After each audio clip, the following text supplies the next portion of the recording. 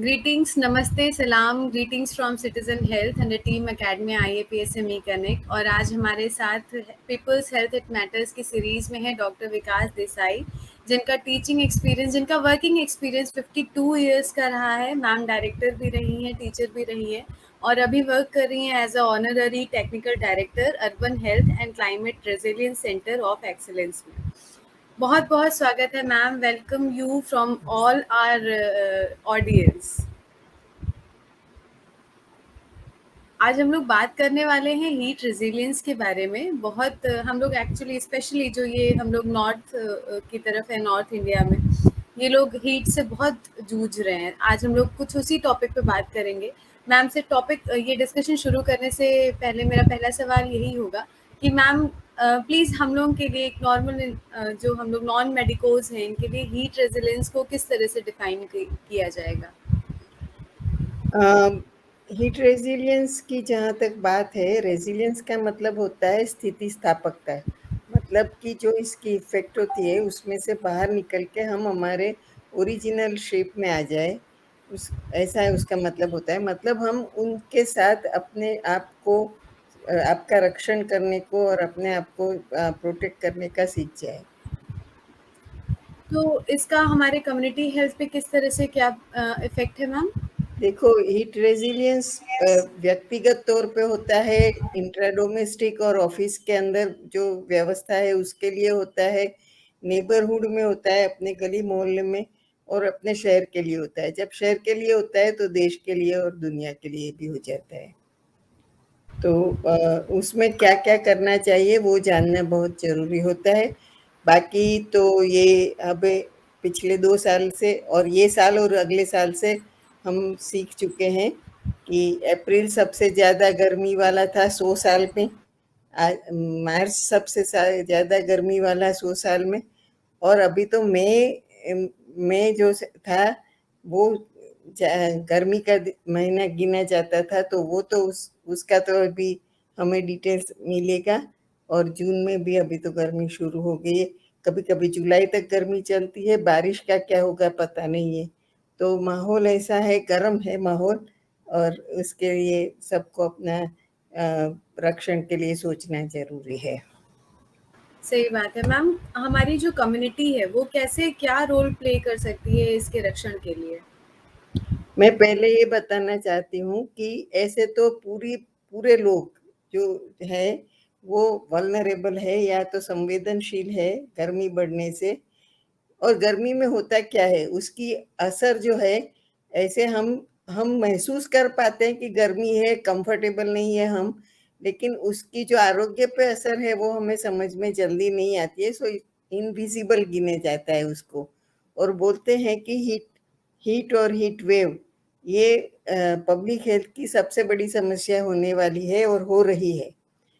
और उसके जो मापन है, उसका जो असेसमेंट है उसकी असर का, वो ऑल कोज मोर्टालिटी से पूरी दुनिया में होता है, क्योंकि इसकी जो असर होती है शरीर के ऊपर, आरोग्य के ऊपर, वो बहुत सारी दूसरी चीजों के साथ मिली जुली होती है।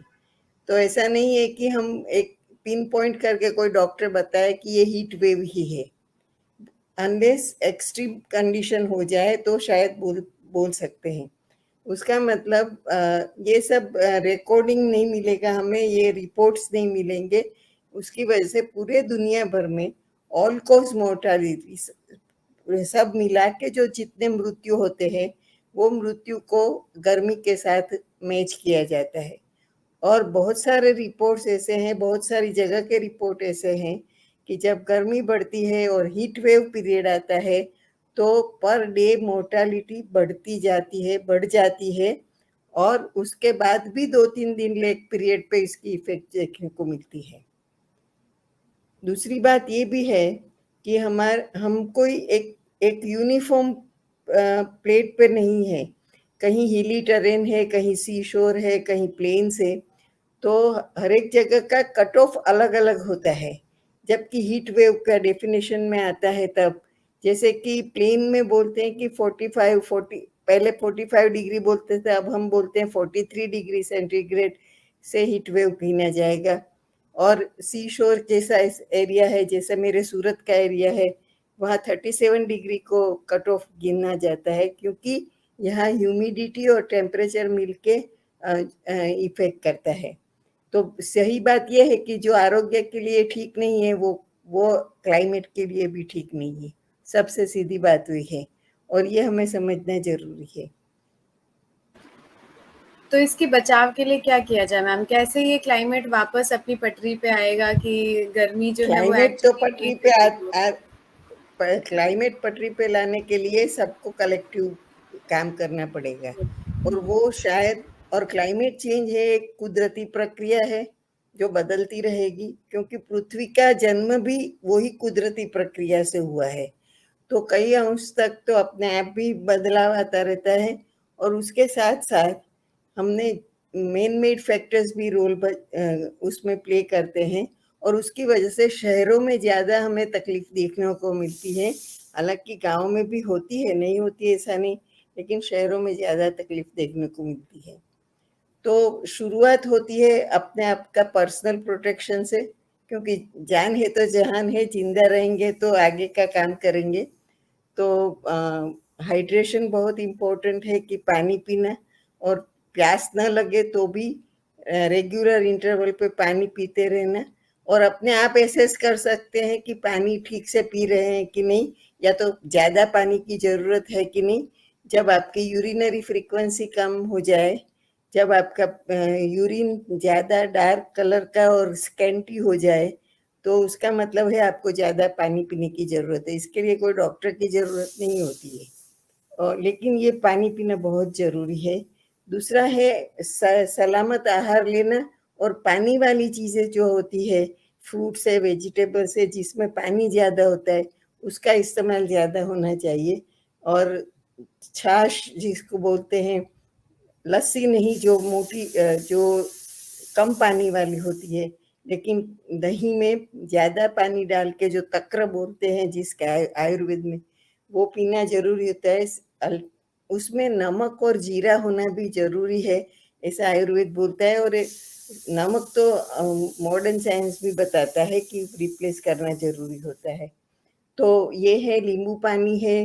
अ, ये सब ना मिले, कोई जगह ऐसी भी हो सकती है नींबू के भाव भी बढ़ जाते हैं ये सीजन में, तो कोकम या इमली का पानी, उसको भी कच्ची आम का जूस बना के उसको भी इस्तेमाल कर सकते हैं। जो जो ये इतना जरूर है कि जो उपलब्ध है, जो अपने इकोनॉमिक स्टेटस से अफोर्डेबल है, उस चीज का उपयोग हम करें।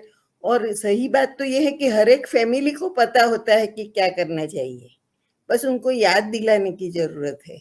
हमने एक इंटरेक्शन किया था जब कम्युनिटी के रिप्रेजेंटेटिव्स, खास करके बहनों के साथ, कि क्या क्या करते हो समर में, तो इतना लंबा लिस्ट बताया था जो शायद हम अपने आप नहीं बना पाते।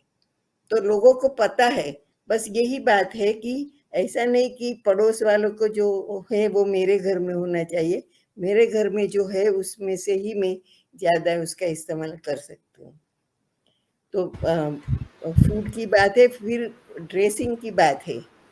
कॉटन के कपड़े, लाइट कलर के कपड़े, और सर ढका रहना चाहिए, या तो अम्ब्रेला यूज करो या कैप यूज करो ठीक से, या लेकिन, और बहुत इम्पोर्टेंट बात यह है कि कौन ज्यादा संवेदनशील है। ऐसे तो सब संवेदनशील है, लेकिन बूढ़े लोग, छोटे बच्चे, प्रेग्नेंट मदर, और क्रॉनिक इलनेस जिसको है, diabetes, hypertension, heart disease, kidney disease, वो लोग ज्यादा संवेदनशील है, उनको ज्यादा नुकसान होने की संभावना है। तो ये लोग जहां तक हो सके 11 से 4 या 5 बजे तक, वो अपने अपने शहर की बात होती है। जैसे मेरे शहर में पहले 4 बजे तक गर्मी ज्यादा रहती थी, उसके बाद ठंडा होना शुरू हो जाता था। अब 6 बज गए हैं, तो बदलाव भी आता रहता है, तो वो समझ के करना पड़ता है। तो एक बहुत इम्पोर्टेंट बात तो ये है कि सबको सीखना चाहिए कि जो फोरकास्ट आता है, जो बताते हैं कि गर्मी बढ़ने वाली है, कितने बजे होने वाली है, क्या बदलाव आ रहा है, उसको ध्यान करके समझना सीखे। मैं हमेशा बोलती हूँ कि हर एक लोग खुश होते हैं ये एप्लीकेशन वाला फोन लेके, और एक एप्लीकेशन वेदर की भी डाल दो, कोई भी कंपनी की हो, लेकिन आपको ट्रेंड मिलेगा, आपको कब आपको प्रोटेक्ट करना है उसका वक्त मिलेगा। एग्जैक्टली जो बोलते हैं वो नहीं। बहुत लोग हंसते हैं जब फोरकास्ट की बात होती है तो, कि फोरकास्ट होता है बारिश होगी तो नहीं होती है, बारिश नहीं होगी तो बारिश होती है। तो अब तो वो साइंस भी ज्यादा डेवलप हो गया है, तो वो अपने आप स्ट्रेंथन होता जा रहा है, लेकिन हम उसको समझ के जीना सीख ले तो ज्यादा इम्पोर्टेंट है। तो ये ड्रेसिंग कोड की बात है। दूसरी जो इम्पोर्टेंट बात है वो ये है कि बिल्कुल भी अनईजीनेस लगे तो तुरंत उसका उपाय करना चाहिए। ऐसा नहीं कि होगा, कल देखेंगे, परसों देखेंगे, ये नहीं चलता है। तो किसी को चक्कर आए या किसी को अनईजीनेस लगे या ऐसा हो, तो उसको ठंडे पानी से उसका स्पंज करना, उसको फैन के साथ बिठाना, वो सब बहुत ज़रूरी है, जैसे उनका हम आगे की कॉम्प्लिकेशंस उसका रख सके। ये भी है कि कोई अनकॉन्शियस हो जाए जिसको एम्बुलेंस में हॉस्पिटल ले जाना पड़े। अभी तो 40 डिग्री से भी ऊपर बहुत तापमान बहुत सारी जगह पे गया है, तो हॉस्पिटलाइज करने की जरूरत पड़े तो आइस पैक्स, और वो ऐसे नहीं कि फोरहेड पे रखना है, जहां जहां बड़ी आर्टरी है जैसे गले के पास है, एक्सिला में है,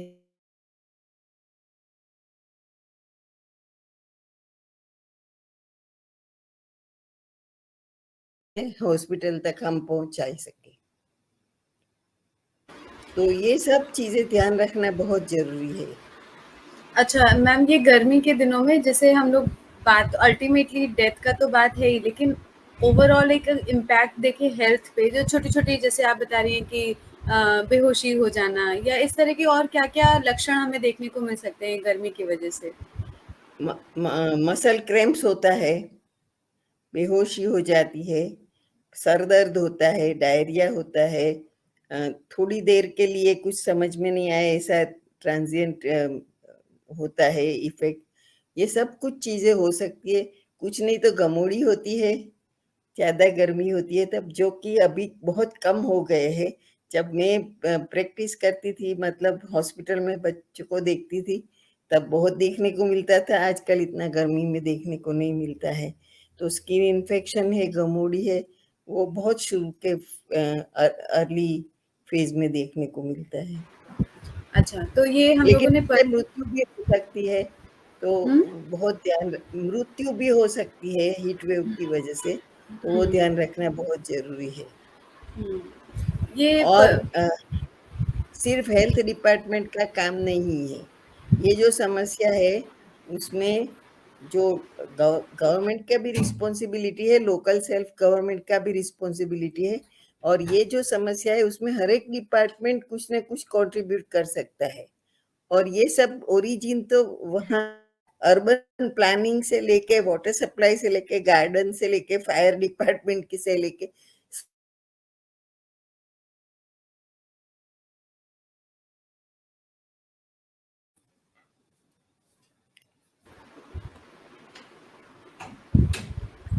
हाँ जी। हाँ, हम लोगों के यहाँ मैम अभी नॉर्थ इंडिया में ना जैसे ही गर्मी स्टार्ट होती है वैसे छोटे-छोटे जगहों पे एज़ अ मतलब कम्युनिटी में प्याऊ पानी के घड़े रख दिए जाते हैं ताकि जो प्यासे लोग हों वो उसको पी सकें या इस पी तरह से। सकते। और क्या-क्या कुछ आइडियाज़ मैम बताइए जो कम्युनिटी जैसे लेवल पे? मैंने ये बताया कि संवेदनशील समूह में एक समूह ऐसा होता है जो जिसको रोड पे काम करना पड़ता है, पुलिस भी आ जाती है उसमें, वेंडर्स भी आ जाते हैं, मजदूर भी आ जाते हैं, तो उनके लिए पानी की व्यवस्था करना, इवन छाछ केंद्र खोलना बहुत जरूरी होता है। और ये करने जैसा काम है सब, और इसको सीरियसली लेना चाहिए। पहले करते थे, फिर बॉटल आ गई, फिर पाउच आ गए, तो लोग भूलना शुरू हो गए।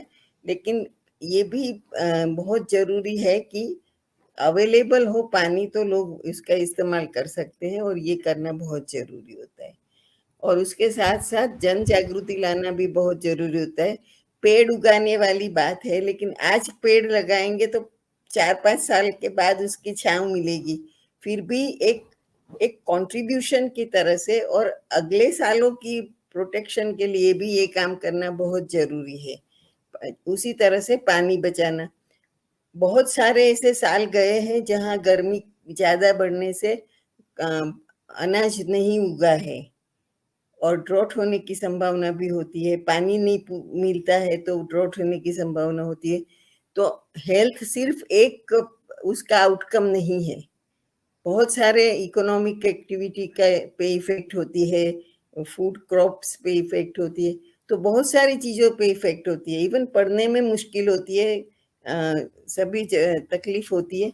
लेकिन आरोग्य की जब बात करें, इतने मर गए, इतने बीमार हुए, इतने हॉस्पिटलाइज हुए, तो एक इमोशनल इनपुट आता है उसमें और लोग सीरियस लेना शुरू करते हैं। और ऐसे भी जब एक्सट्रीम इवेंट होते हैं तो आरोग्य की बात ही पहले करते हैं लोग, क्योंकि वो हो गया तो बाकी का काम फिर धीरे नहीं तो थोड़े महीनों के बाद होगा, लेकिन हो जाता है। सेंटर के बारे में कुछ बताना चाहेंगी मैम? हाँ, मैं बहुत गर्व से बताना चाहती हूँ कि सूरत महानगर पालिका के कमिश्नर ने एक ट्रस्ट सेटल किया है, जिसका नाम urban health and climate resilience centre of excellence है। अर्बन हेल्थ भी हमारे देश में एक नई पहल है, क्योंकि 80-20% की बात थी। गांव में 80% लोग रहते हैं, तो हम लोग गांव आरोग्य सेवा में ही आज़ादी के बाद लगे हुए थे। अब समझ में आया कि शहर में बहुत जल्दी से, गांव से ज़्यादा जल्दी से शहर की बस्ती बढ़ रही है, तो शहर में भी आरोग्य सेवा, डॉक्टर्स थे लेकिन आरोग्य सेवा का ढांचा नहीं था, तो उसकी ज़रूरत है। तो हमारा सेंटर आरोग्य सेवाओं के बारे में भी संशोधन करता है, ट्रेनिंग करता है, नेटवर्किंग करता है, पब्लिक प्राइवेट पार्टनरशिप प्रमोट करता है। तो ये हमारा काम है। और क्लाइमेट उससे भी नई चीज़ है, जिसके बारे में अभी बहुत काम नहीं हुआ है। और आरोग्य और क्लाइमेट को साथ में समझना और लोगों को उसके प्रति जागरूक करना, ये बहुत इम्पोर्टेंट बात है। और शहर में लोगों को जागरूक करना ज़्यादा मुश्किल है गांव से भी, क्योंकि ये नो मीन्स लैंड जैसा हो जाता है। सब एक एक ध्येय से आए हैं, पैसे कमाने आए हैं।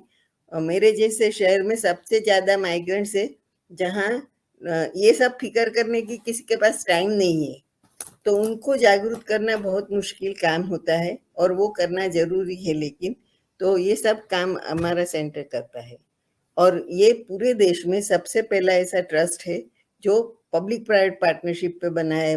प्रैक्टिशनर्स एसोसिएशन, डॉक्टर्स के और कॉरपोरेशन के ऑफिसर, इलेक्टेड मेंबर्स, वो सब इसके ट्रस्टीज है। क्या बात है ma'am! Thank you so much हमसे जुड़े रहने के लिए। बहुत मज़ा आया आपसे बात करने के लिए। बहुत छोटा-सा टॉपिक है, ऐसा हम लोग बहुत ध्यान ही नहीं देते जैसे आप बोल रहे हैं ना, लेकिन छोटी कितना छोटी इम्पोर्टेंट। बातें हैं, छोटी हाँ, छोटी बातें हैं, लेकिन छोटी छोटी बातें ही इम्पोर्टेंट होती है, बड़ी तो हाँ। दिख जाती है। हाँ, हम लोग बात कर रहे हैं मतलब बड़े-बड़ी बीमारियों की, लेकिन ये कितना छोटा-सा बात है कि गर्मी से बचाव कैसे करते हैं, हम लोग ध्यान ही नहीं देते हैं इस बात पे। अच्छा है, सिंपल मतलब एक छोटा-सा स्टेप कि हम अपने आप को हाइड्रेट रख के, पानी पी के भी इस चीज़ से अपना बचाव कर सकते हैं। Thank you so much ma'am, बहुत मज़ा आया आपके साथ बात करके और उम्मीद है कि हम लोग धन्यवाद। आगे भी कुछ ना कुछ टॉपिक पे बात करते ही जरूर। रहेंगे। Most thank you welcome. Ma'am. Nice.